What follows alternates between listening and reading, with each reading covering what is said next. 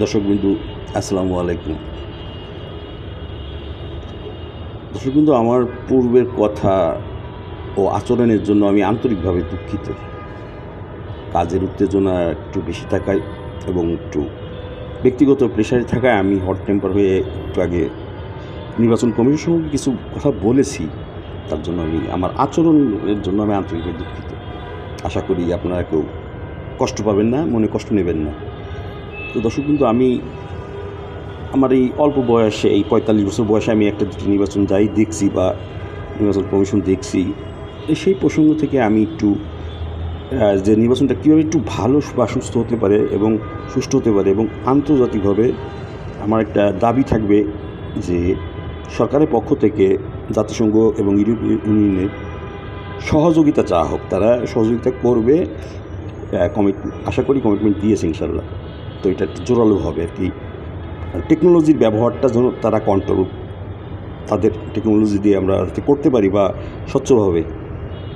আমি একটু বলি, সেটা হচ্ছে যে আমাদের যে নির্বাচন কমিশন একটি স্বাধীন সাংবিধানিক প্রতিষ্ঠান, যাদের কাজ দেশের সব নির্বাচন সুষ্ঠু ও স্বচ্ছ আয়োজন নিশ্চিত করা।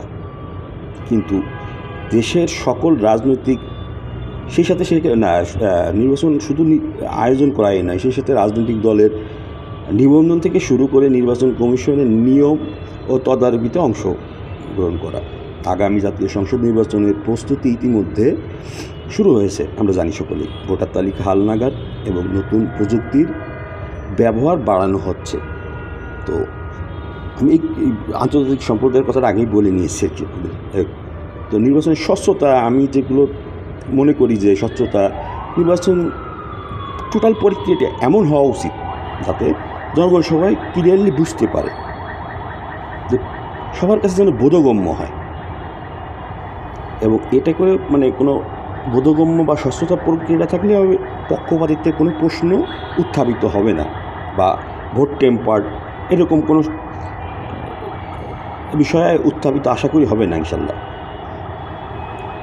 অনিয়ম হবে না। কমিশন চেষ্টা করতেছেন, কিন্তু একটা বিষয় হচ্ছে যে আমাদের দেশের রাজনৈতিক চাপের প্রেক্ষিতে অনেক সময় কমিশন সেটা করে উঠতে পারেন না। এটাও পূর্বের দিন থেকে এখন পর্যন্ত লক্ষণীয়। নির্বাচন কমিশনের সীমাবদ্ধতা, রাজনৈতিক দলের আর্থিক স্বচ্ছতা পর্যাপ্তভাবে যাচাই হয় না। নির্বাচন কমিশনের সীমাবদ্ধতা, নাম্বার 1, রাজনৈতিক দলের আর্থিক স্বচ্ছতা পর্যাপ্তভাবে যাচাই হয় না। নাম্বার 2, ভোটার তালিকায় ভুল বা দ্বৈত তালিকা থাকতে পারে। নাম্বার 3, নির্বাচন পুলিশের নিরপেক্ষতা বজায় রাখা কঠিন হয়।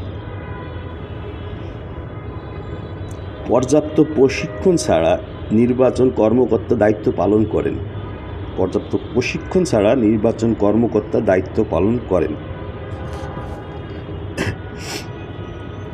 অভিযোগসমূহ দেরিতে ও অসম্পূর্ণভাবে নিষ্পত্তি হয়। নির্বাচনের সময় বা নির্বাচনের দিনে যে অভিযোগ হয়, সেটার পরবর্তীতে আসলে আমলে আনা হয় না। তো প্রয়োজনীয় সংস্কার খুবই সিম্পলি, যেমন নির্বাচন কমিশনকে পূর্ণ স্বাধীনতা, এখন এই স্বাধীনতা, পূর্ণ স্বাধীনতা দিতে হবে। আমরা সবাই বুঝি নির্বাচন কমিশন পূর্ণ স্বাধীন কীভাবে হতে পারবেন, পসিবল না। জন্ম হোক যথাযথ, কর্ম হোক ভালো। বন্যেরা বনে সুন্দর, শিশুরা মাতৃকোড়ে। তো নির্বাচন কমিশনকে পূর্ণ স্বাধীনতা ও ক্ষমতা দিতে হবে, যেন রাজনৈতিক প্রভাব থেকে মুক্ত থাকে। রাজনৈতিক দলগুলোর অর্থ ও ব্যয়ের তথ্য নিয়মিত স্বচ্ছভাবে প্রকাশ করতে হবে। ভোটার তালিকা ডিজিটালাইজ করা এবং ইলেকট্রনিক পদ্ধতির ব্যবহার নিশ্চিত করতে হবে। এই কারণে আমি ইন্টারন্যাশনাল স্টেক হোল্ডারদের কোঅপারেশন চেয়েছি, ওনারা কোঅপারেশন করবে ইনশাল্লাহ।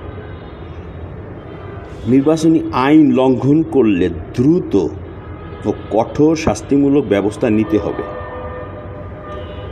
জনগণের মধ্যে ভোটের গুরুত্ব সম্পর্কে ব্যাপক সচেতনতা বৃদ্ধি করতে হবে। আমাদের সরকার, নির্বাচন কমিশন সহ সবাইকে মনে রাখতে হবে একটা শব্দের অর্থ কী, স্যাংশন মানে কি। মিডিয়া ও নাগরিক সমাজকে নির্বাচন পর্যবেক্ষণে সক্রিয় হতে হবে। সর্বোপরি আমি মনে করি এই সংস্কারগুলো যদি সঠিকভাবে বাস্তবায়িত হয় তবে বাংলাদেশের নির্বাচন আরও সুষ্ঠু, গ্রহণযোগ্য, স্বচ্ছ হবে, জনগণের গণতন্ত্রের প্রতি আস্থা ফিরে আসবে। আর এটার সাথেই আমাদের মানবাধিকার, হিউম্যানিটি সব কিছুর সাথে অর্থনীতি সবই জড়িত। ধন্যবাদ।